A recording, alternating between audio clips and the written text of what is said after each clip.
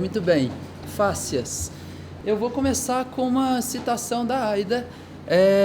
Eu acho muito legal, eu retomando algumas ideias, algumas falas da Aida, e vendo o que a ciência está fazendo e produzindo hoje, ou discutindo hoje, nas coisas mais recentes. E a gente vê como que as coisas que ela falava lá atrás estão muito presentes hoje, né? Então a Aida falou isso, né? Um ser humano efetivo, ele é mais do que a soma das partes, né? E hoje tem se estudado e tem falado muito de um paradigma que chama de complexidade. Então estamos falando de paradigma da complexidade, que fala exatamente isso, que o todo é mais do que a soma de partes, que os componentes do sistema, eles interagem entre si, uns com os outros, e produzem um desfecho que ele não é previsível, pela simples presença de cada um desses elementos. Então a Aida estava falando de um paradigma de complexidade. O nosso olhar e a nossa abordagem para o ser humano tem que ser sempre assim. Tá? E a fáscia, ela é um elemento que traz essa complexidade para o sistema. Então também não tem como a gente olhar e compreender a fáscia de uma forma simplista ou reducionista. Como que essa fáscia está organizada? Né? Então, pensando um pouquinho em anatomia de fáscias. Cada região do corpo a gente vai ter uma organização um pouquinho diferente, mas se a gente considerar, por exemplo, a fáscia do abdômen, a gente tem mais ou menos essa organização. A gente tem uma primeira camada, que é a pele, então a gente tem ali epiderme e aderme. Por baixo disso, a gente tem uma primeira camada de fáscia, que a gente chama de fáscia superficial. Essa fáscia superficial ela é composta por uma camada de gordura mais superficial, uma fáscia superficial propriamente dita e uma outra camada de gordura um pouquinho mais profunda. Então eu tenho um sanduíche com duas camadas de gordura e uma camada de tecido conjuntivo, que é fáscia. Por baixo dessa fáscia superficial está o que a gente chama de fáscia profunda, que é a fáscia que vai recobrir os músculos, né? Tanto recobrir o músculo pensando, né, em camadas de músculo, como fazer um envoltório de cada músculo especificamente e também dentro de cada músculo, formando perimísio, endomísio, né? Então essa é a organização de uma camada mais superficial para dentro desse tecido facial. Por baixo disso, se a gente for pensar, por exemplo, no abdômen, a gente tem as fáscias que vão envolver as vísceras. Então, e aqui a gente chamou de fáscias internas, né? Então a gente vai tendo essas várias camadas, e essas várias camadas estão interligadas. Uma alteração numa víscera vai repercutir numa alteração na pele, né? E a gente consegue perceber isso palpando a pele. Por quê? Porque está tudo conectado, a fáscia conecta tudo, né? Pensando nessa conexão, eu começo a pensar em transmissão de forças de músculos e fáscias que estão organizados em série. Por exemplo, um exemplo clássico do grande dorsal com o glúteo máximo contralateral sendo comunicado pela fáscia toracolombar. Então, algo que acontece no grande dorsal repercute no glúteo, por exemplo, nesse experimento. Esse estudo é de 2016, eu acho, lá da UFMG.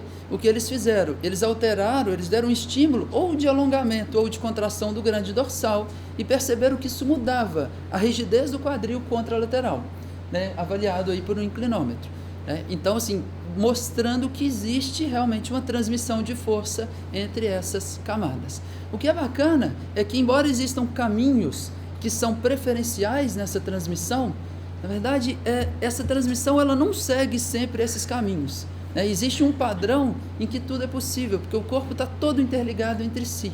Então, nem sempre essa transmissão vai ser linear. E isso abre também uma outra porta que a gente precisa estar sempre lembrando. A transmissão pode seguir cadeias, mas muitas vezes ela não segue cadeias. E ela tem um comportamento que não é linear, ela tem um comportamento que não é previsível. Lembra lá da Aida, sistemas complexos, o desfecho é imprevisível.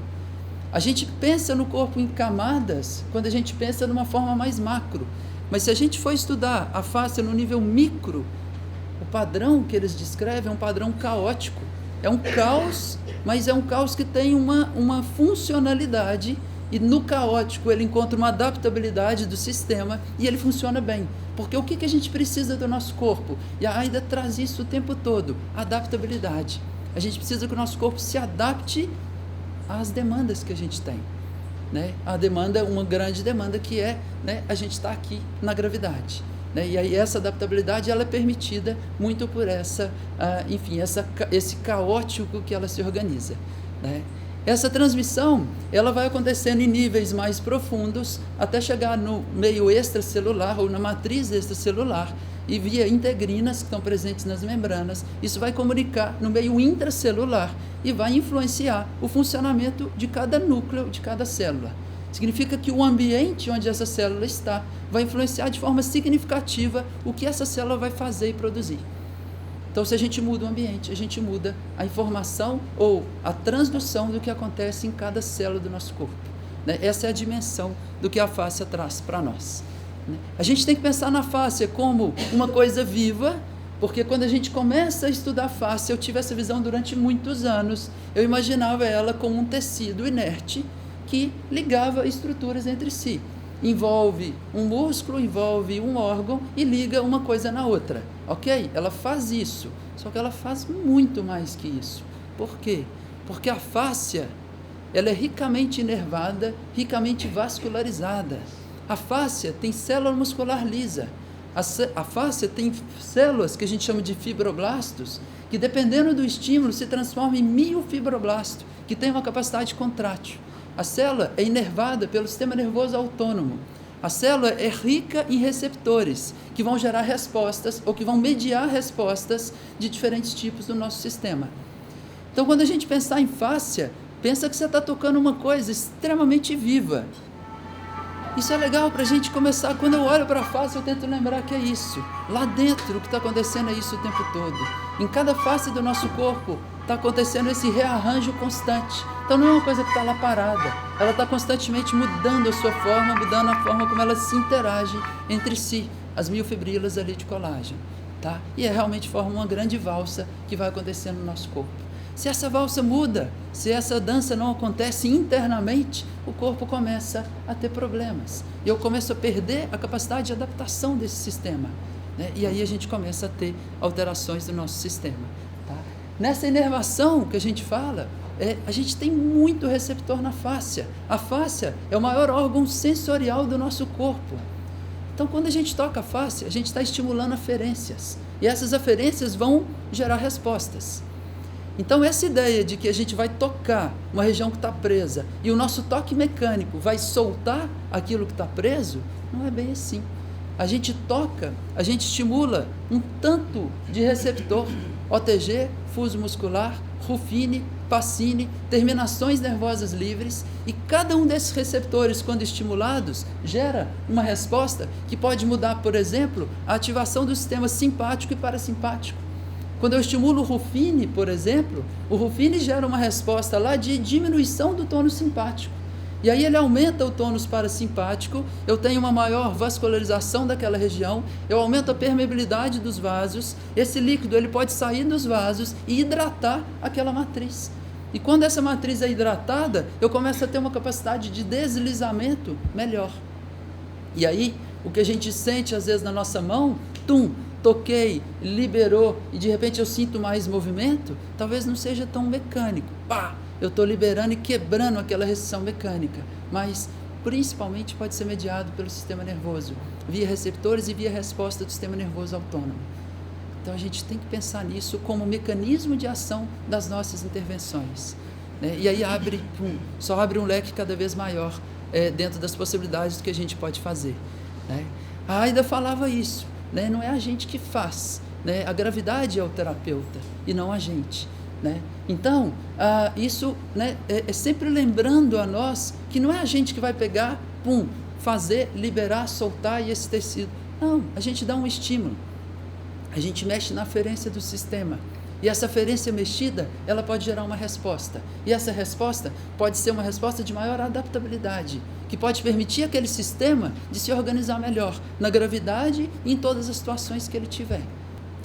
Existem receptores no tecido facial, principalmente se a gente pensar nas fáscias que estão envolvendo as vísceras ali mesmo, as fáscias viscerais, a gente tem receptores que a gente chama de interoceptores.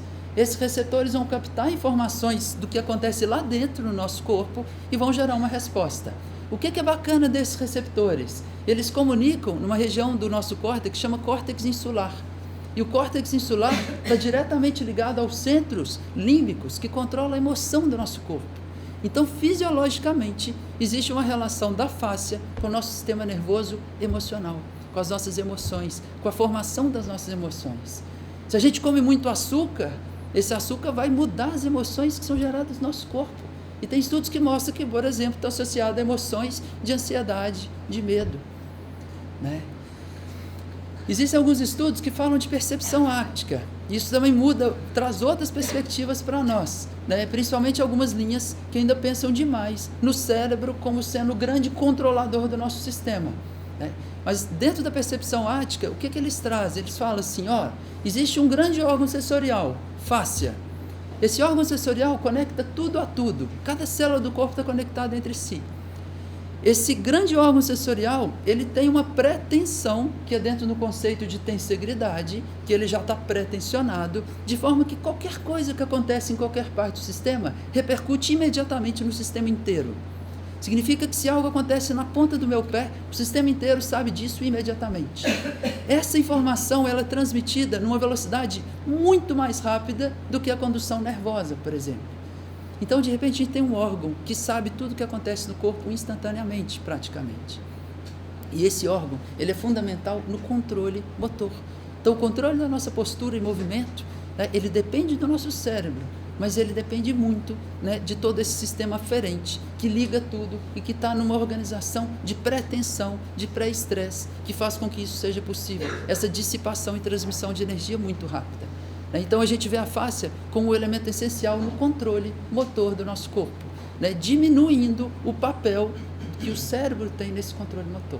Depois a gente pode brincar dando uns exemplos de por que, né, que a gente pode questionar essa teoria. São teorias. A teoria hierárquica, que a gente cresce e faz muita coisa pensando nela, né, e algumas ideias que falam assim, olha, o cérebro é importante, mas ele não dá conta de tudo sozinho, não.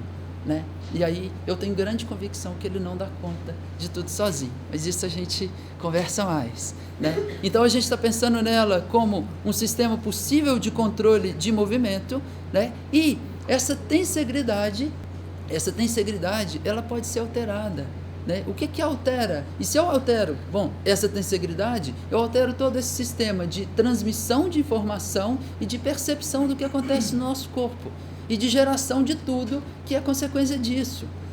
E essa tensegridade, ela é mudada, ela pode ser mudada por um tanto de coisa. Eu pus ali 2, né? Eu pus aqui estresse mecânico e estresse emocional. O mecânico, a gente sabe que é um grande modulador do nosso tecido facial, né? Desde a Aida falava disso também, da relação entre estrutura e função. E se eu mudo a função, eu mudo o estímulo que vai mudar a estrutura ou a forma daquela região. Que é o que acontece, é o princípio de muita coisa que a gente faz em várias áreas, né? Só que aqui a gente está falando, olha, e o estresse emocional? A fáscia, a inervação eferente da fáscia é sistema nervoso autônomo. Significa que, tirando as fáscias viscerais, geralmente é uma inervação pelo sistema nervoso simpático. Significa que se eu tenho uma emoção desagradável, de medo, de ansiedade ou de tristeza, de qualquer uma dessas coisas, eu vou ativar o meu simpático no sentido pum, e essa ativação simpática vai repercutir na minha fáscia. Só que a fáscia não é um local, é o corpo inteiro. Ela repercute na fáscia, gerando mais contração daquelas células musculares lisas que estão lá, estimula a transformação do fibroblasto em miofibroblasto, que tem uma capacidade contrátil. Então tudo vai gerando tensão e contração nesse sistema facial. E de repente eu tenho uma fáscia dura, que está sendo causada não por uma questão mecânica, mas por uma questão emocional. E aí a gente começa a ter esferas, e são alguns estudos que mostram isso, mas a gente começa a ter umas esferas de ação ou intervenção, né, que a gente vai relacionando os nossos pensamentos, as nossas emoções, o nosso sistema nervoso autônomo e a nossa biologia e a nossa física. E aí eu posso ter uma abordagem de intervenção de baixo para cima ou de cima para baixo. Se eu mudo um padrão de crença, ou se eu mudo uma emoção, eu mudo tudo isso até chegar no nosso corpo, fisiologicamente. Aqui a gente está saindo totalmente de qualquer coisa que seja mística, né? Porque aí a gente fala, essa coisa de holismo, isso é meio místico, não é, né? A neurociência mostra isso. Então a gente pode falar disso de forma tranquila e sossegada, que aqui está sendo mostrado, tá? E o caminho oposto é verdadeiro e por aí vai. Quando a gente toca o corpo, a gente está influenciando na física, que pode mudar a biologia, que influencia o sistema nervoso autônomo, que muda a geração de emoções, que muda os padrões mentais de crenças daquela pessoa, ou que ajuda, né? E claro que dentro disso a gente tem estratégias para mexer em cada um desses níveis dentro de uma cascata top-down ou bottom-up. Então, só para fechar, né? Então, a gente não pode ir além do corpo, né? A não ser que a gente libera esse corpo, ou a gente liberte esse corpo, né? E para a gente libertar esse corpo, a gente tem várias esferas de possíveis mexidas e intervenções, né? E no fundo, o que a gente está buscando é isso, né? São pessoas e corpos mais livres.